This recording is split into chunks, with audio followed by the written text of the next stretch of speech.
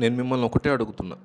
Good information అని comment ఇవ్వండి. మాకు కొండంత బలం నాకు, మా టీమ్‌కి మీరిచ్చే ఒక్క కామెంట్. చాలా కష్టపడి ఈ వీడియోలు చేస్తున్నాం. ఛానల్ నుంచి వచ్చే డబ్బులు కూడా మేము తీసుకోవట్లేదు. సబ్స్క్రైబ్ చేసుకోమని కూడా మేము అడగట్లేదు. గుడ్ ఇన్ఫర్మేషన్ అని ఒక్క కామెంట్ ఇవ్వండి. మాకు కొండంత బలాన్ని ఇచ్చిన వాళ్ళు అవుతారు. భారతదేశం తన సరిహద్దుల విషయంలో ఎప్పుడూ కూడా సరికొత్త వ్యూహాలను ఆలోచిస్తూ ఉంటుంది. ఇప్పుడు కూడా అలాగే చేస్తుంది. భారత్, బంగ్లాదేశ్ మధ్య ఉన్నటువంటి సరిహద్దుల రక్షణ అనేది ఒక పెద్ద సవాల్గా మారిందంటున్నారు. పాకిస్తాన్ లేదా చైనాతో ఉన్నటువంటి సరిహద్దుల కంటే బంగ్లాదేశ్తో ఉన్నటువంటి సరిహద్దు చాలా పొడవైందిగా చెప్తున్నారు.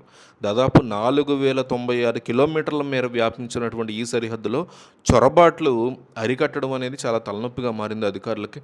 సరిహద్దులో కేవలం కంచె వేస్తే సరిపోతుందని చాలామంది అనుకుంటూ ఉంటారు. కానీ అక్కడ ఉన్నటువంటి భౌగోళిక పరిస్థితులు దానికి సహకరించే పరిస్థితి ఏమాత్రం ఉండదు. ఈ ప్రాంతంలో కొండలు, దట్టమైనటువంటి అడవులు, నదులు చాలా ఎక్కువగా ఉంటాయి.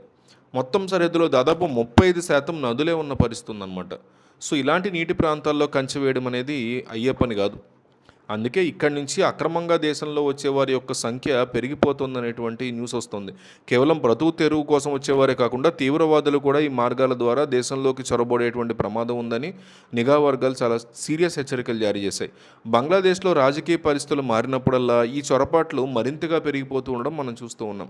సరిహద్దుల్లో సరికొత్త భద్రతా వ్యూహాలు వేసుకోవాలి దానికోసం. ఈ సమస్యకు అదే మరి పరిష్కారం. అందుకే ఒక వినూత్నమైనటువంటి ఆలోచన తెర మీద తీసుకొచ్చారు. ఎక్కడైతే కంచె వేయడం సాధ్యం కాదో ఆ నదీ ప్రాంతాల్లో మొసళ్ళు, విషపూరితమైనటువంటి పాముల్ని విడిచిపెట్టాలని చూస్తున్నారంట. దాదాపు 175 కిలోమీటర్ల మేర ఉన్నటువంటి నదీ సరిహద్దుల్లో ఈ జంతువుల్ని భద్రతా కవచంగా వాడాలి అని ప్లాన్ చేస్తున్నట్టు తెలుస్తోంది. వేసవి కాలంలో నదుల్లో నీటి మట్టం తగ్గినప్పుడు చొరబాటుదారులు బురద నేలల గుండా చాలా ఈజీగా భారత్లోకి వస్తున్నారనేది ఆరోపణ. ఒకవేళ అక్కడ మొసళ్ళు, పాములు ఉంటే ఆ భయంతోనైనా ఎవరు లోపలికి రాకుండా ఉండడానికి సహకరించరు. కాబట్టి వేల సంఖ్యలో మొసళ్ళని వివిధ జూల నుంచి సేకరించి అక్కడ విడిచిపెట్టేటువంటి అవకాశం ఉంది అంటున్నారు. ఇది వినడానికి కొంచెం ఆశ్చర్యకరంగా ఉన్నా చొరబాట్లను అరికట్టడానికి ఇది ఒక సహజమైనటువంటి అడ్డంకిగా మారుతుంది అని భావిస్తున్నారు.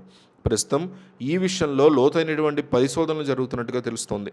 ఏ ప్రాంతాల్లో ఏ రకమైనటువంటి పాముల్ని విడిచిపెట్టాలి, మొసళ్ళ సంఖ్య ఎంత ఉండాలి అనే దాని మీద లెక్కలు వేస్తున్నారని తెలుస్తోంది. అయితే ఈ రకమైనటువంటి ఏర్పాట్లు కేవలం తాత్కాలిక పరిష్కారాలు మాత్రమేనని కొంతమంది యొక్క అభిప్రాయంగా కూడా ఉంది. దేశ భద్రత విషయంలో మరింత కఠినంగా ఉండాల్సినటువంటి అవసరం ఉంది అనే వాదనలు కూడా చాలా క్లియర్ కట్గా వినిపిస్తున్నాయి.